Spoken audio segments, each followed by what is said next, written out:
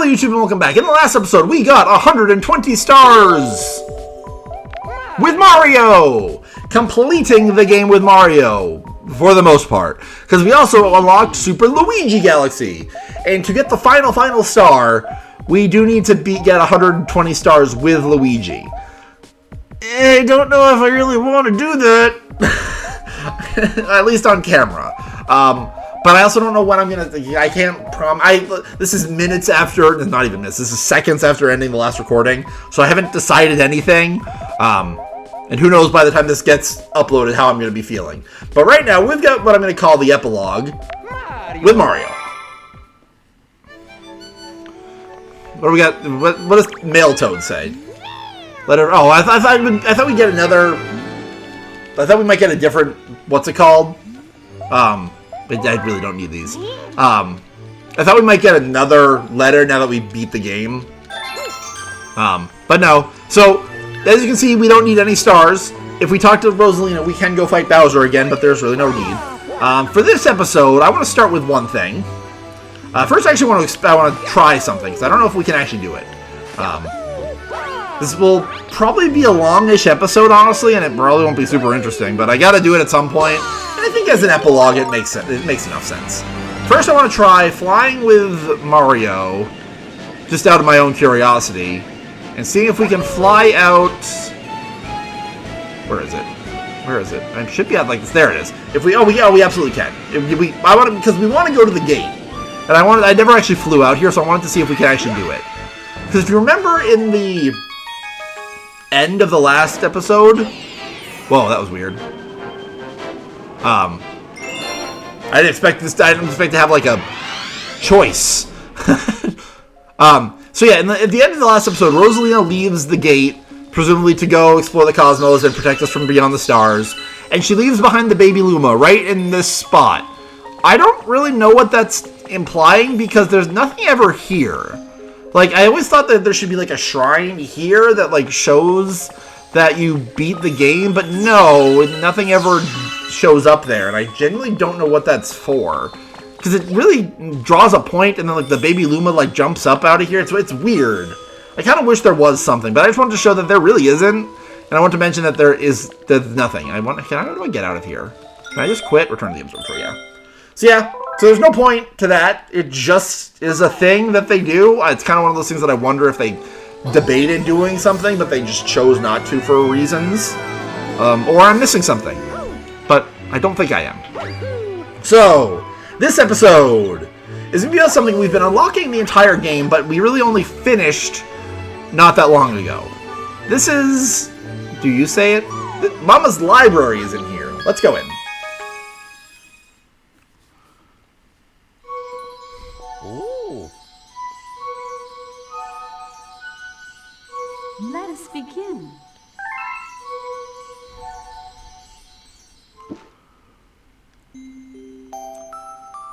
So this is the library, which tells the story of Rosalina. This is very disconnected from everything. It's kind of an interesting story, and I don't dislike it, but as we were going, we would unlock chapters, and I didn't remember when we got all of them, and I kind of would just kind of feel like I'd do them all in one go, but I couldn't decide when I wanted to do them, and I just kept kind of putting it off, and so here we are. It's going to be our epilogue. We're going to learn a bit more about Rosalina, the Celestial Duo.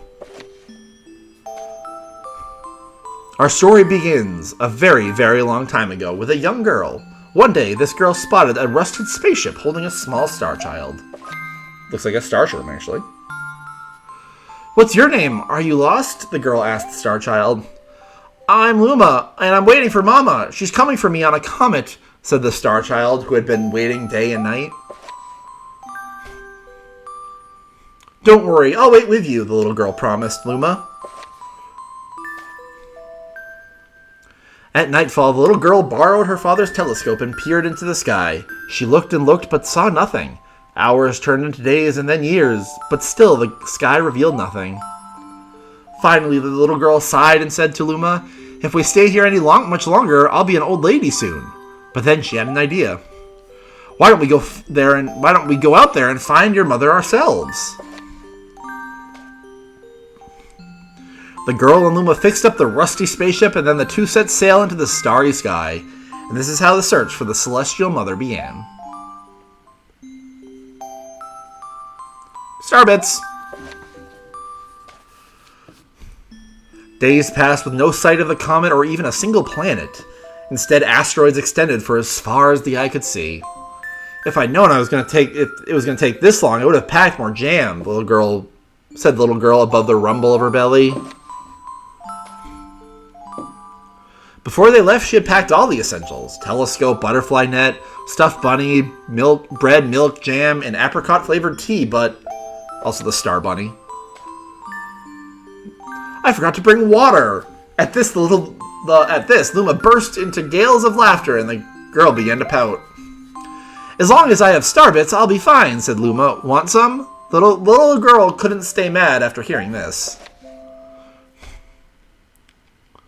Luma continued to laugh, and the girl couldn't help but join in. All right, maybe just a nibble.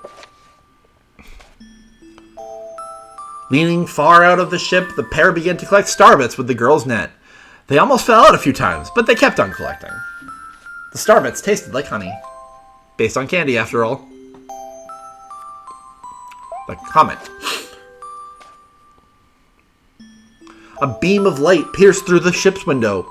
Thinking it was the morning sun, the girl peered through the window, only to find a turquoise blue comet shimmering at her. The little girl shook the sleeping Luma awake and shouted excitedly, "We have to get to that comet!" The pair descended on the comet and found that it was made of ice. They looked high and low, but Luma's mother was nowhere to be found. Exhausted, the little girl sat down with a flop, utterly unable to take another step. Look! Peering down at the icy ground where Luma was pointing, the little girl suddenly noticed clusters of Starbits encased in the ice. Pretty good, huh? Finding Starbits is my specialty, said Luma, beaming. There's ice here, but it's so warm. I'll bet there's water here, too. The two decided to stay on the comet for a while. Riding the turquoise comet, the pair continued their search for Luma's mother. The dream. One night, the girl dreamed about her own mother. Where are you going? She asked her mother's retreating back. Without turning, her mother replied, Don't fret, dearest. I'm not going anywhere. I'm always watching over you, like the sun in the day and the moon in the night. A wave of sadness washed over the girl. What about when it rains and I can't see the sun or the moon? Her mother thought for a moment before responding. I will turn into a star in the clouds and wait for your tears to dry. When she awoke, the girl's face was damp with tears. You have Starbits in your eyes, said Luma to the girl. Wiping her face, the girl replied, These are tears, not Starbits. I'm crying because I'll never see my mother again. At this, Luma began to cry too. Mama, oh mama, wah! Not wah. Wah is Waluigi, sorry. The pair traveled through the starry skies, and though they encountered many other comets, not one of them held Luma's mother. Luma was despondent. Now, Luma, the rain clouds won't go away if you keep crying, the girl said, giving Luma a squeeze. I'll give you a present if you stop. The girl closed her eyes and said gently, I'll take care of you. With these words, she felt a small spark in her heart. Home. The kitchen will go here, and the library will go over there, the girl said busily to herself. We'll put the gate here. Ever since the girl took Luma under her care, she's been bustling about at a feverish pace. It's a lot of work, but it's worth it to make a happy home. It turned out that Starbits weren't the only things buried in the ice. There were tools and furniture unlike any they had ever seen, and the girl used them to build a home. Looking at the completed house, Luma remarked, Don't you think it's awfully big for just the two of us? With a library, a bedroom, kitchen, fountain, and gate, it was certainly spacious, but still something seemed to be missing. If only my father, brother, and mother were here, the girl said wistfully. Indeed, the house was too large for its two small residents. That night, clutching her favorite stuffed bunny close to her heart, the girl fell asleep in the starship. Friends. Then one day, while the girl sat sipping tea, a tiny apricot-colored planet appeared on the horizon. From the planet, another Luma of the same color emerged. "Do you two know each other?" the girl asked the two Lumas gleefully. Despite the girl's excitement, they seemed uneasy. From the planet, another Luma... wow. I looked at my phone for a second, breaking up the story time. The two Lumas neither drew closer nor backed away from each other. Instead, they just stared. Then one Luma broke the silence. "My mama!" At once, the apricot Luma parroted back, "My mama, my mama! My mama, my mama!" The two Lumas began to dance around the girl frantically, and neither showed any signs of stopping. The girl was so charmed by this adorable scene that she couldn't help but laugh, and that's when something very strange happened. Suddenly, more Lumas began to pop out from the apricot planet. They were different colors, but they all shouted the same thing, "My mama, my mama!" The sight of all the shouting Lumas only made the girl laugh harder. "What am I going to do with all these children?" The Lumas just stared blankly as she doubled over laughing. "I guess we'll have to name each and every one of you." Tomorrow, once she had finished naming them all, she would begin moving all the Lumas into the new house. The telescope. After seeing their 100th comet, a sudden thought popped into the girl's head. "I wonder if my home planet is still as blue as it was." That's when she remembered her father's telescope. Peeking into the telescope, a tiny blue dot floated into sight. It was smaller than a starbit.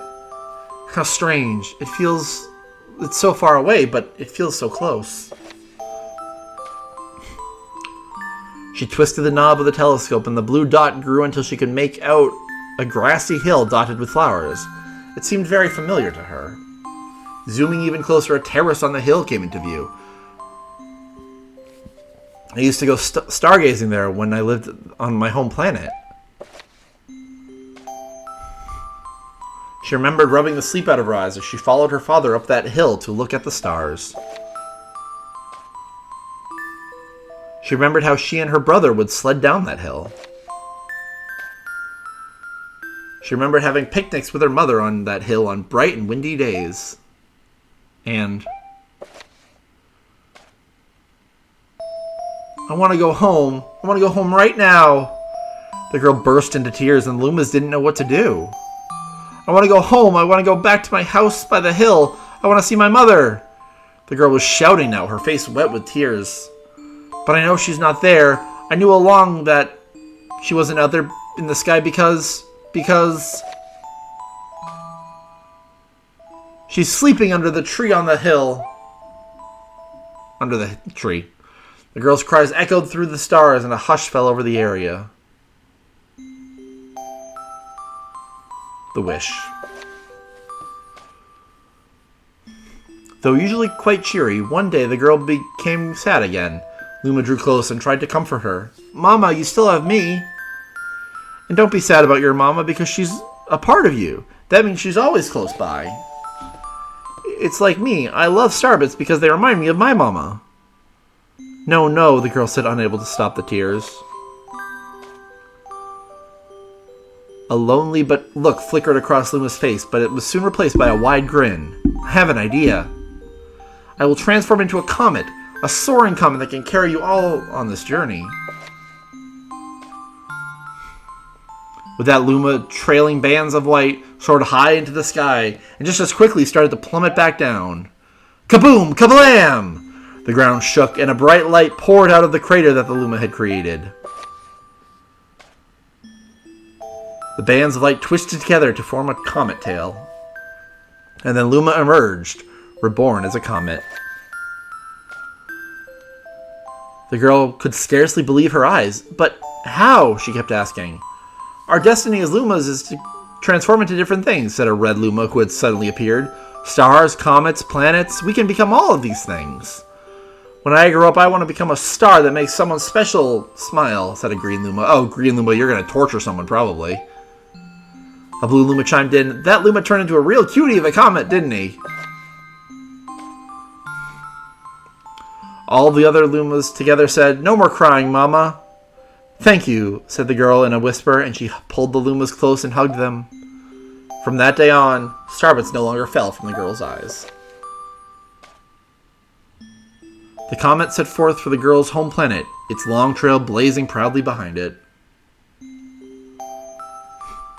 The final chapter. Family. With its many Lumas and telescopes, the comet was quite a sight to behold. The girl and the Lumas were proud to call it home. At a welcoming party for a new Luma, the girl gathered everyone in the kitchen and said in a louder voice than usual, "All right, everyone, let's make a cake sprinkled with starbits. Then it will be..." Oh, I did not... Can I go back? Okay. It'll be a star cake. The Lumas excitedly began to gather the ingredients.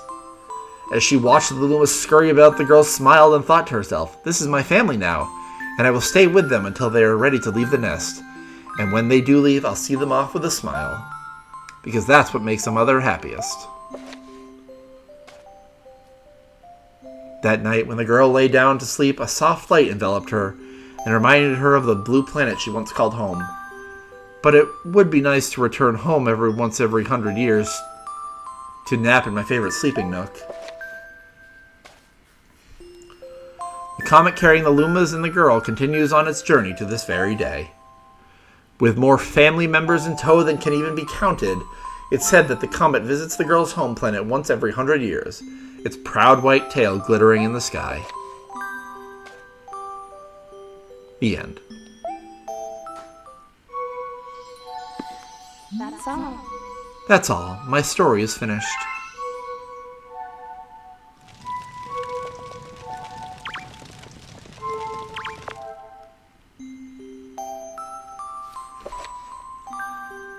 You can go back and read it whenever you want, now that we're done. And we can come into the library. You're forced to sit through whatever chapters you have unlocked the first time you walk in here. But the library is really a comfortable place. I really like that. It's very random, and it doesn't really fit in anywhere, but I kind of wish they told the story as you went, because it really explains a lot. Like, the Comet Observatory was the home that her and the Lumas built. The Star Bunny and Starbits and the Lumas, obviously, were all major parts of that story. The telescope, I think, is somewhere in the observatory, and I'm kind of curious where it is. Her father's telescope. Is it in the library? Oh, wait, nope, there it is. There's the telescope. Her father's telescope. I also don't like, I should say, that frickin' baby Rosalina retcons her. Because that is young Rosalina, presumably. And she has distinctly red hair. It's kind of implied, in my opinion, that she only became the mother of the cosmos, essentially, decades, if not hundreds of thousands of years later, when her hair turned white, like her mother's. But when she was a kid, she had red hair, which is weird that baby Rosalina, of all my complaints with baby Rosalina, that's my biggest complaint with baby Rosalina, that she has frickin' crap, this is not what I wanted to do. Crap. No, this is not where I wanted to be. Frick, I was just having a moment. Yeah, my biggest complaint with baby Rosalina is that she has, what's it called? Blonde hair, when young Rosalina clearly has red hair. I think actually a character who would have been a lot more interesting isn't so much baby Rosalina as it would have been like young teen Rosalina with red hair. And she could have like been carrying around the Star Bunny plush. I feel like that would have been a lot more interesting of a character than baby Rosalina, who's really fucking lame. I just want to come back to the gate because this is a very important place for Rosalina. Kind of feel like this is a good place to end the Let's Play, right? A very comfortable place. But yeah, that's Mario Galaxy. I really got nothing else to say. Like I said, I'm still debating what I want to do to this very point. If I want to actually do Super Luigi Galaxy on camera, or just fuck it and do it on my own, and then just record myself once I eventually get it. But I can't promise when that could possibly be, because I'd have to play it around doing other things, and like that's just very difficult because it's very hard for me to find the time. Man, this freaking money bag just does not want to be caught. Yeah. So I mean, if anyone cares, you could let me know. If you could say, like, no, I'm ready to move on to whatever Pokemon game I end up doing, which, again, very well might be ZA, and again, I haven't decided. By the time this is going up, I would hopefully have decided, but knowing me, I probably will put it off until this is going up and go, fuck, I gotta pick something. But yeah, until I see you again, I want to get back to the top of the Coliseum thing. Oh, crap. Yeah. Wow, I didn't expect the cutscene. I didn't want to start this. I don't know. No, end this. I had it. Oh, god dang it. Well, we can fly. You know what? We are going to fly, because it's going to remind me of, what's it called? When I ended Mario 64 and I flew around the outside of Peach's castle. Yeah, that's what I was doing here. It was thematic. It's not that I actually accidentally fucked up and I was looking for something else that wasn't actually here and I just, whatever. We're ending this now. See you guys later.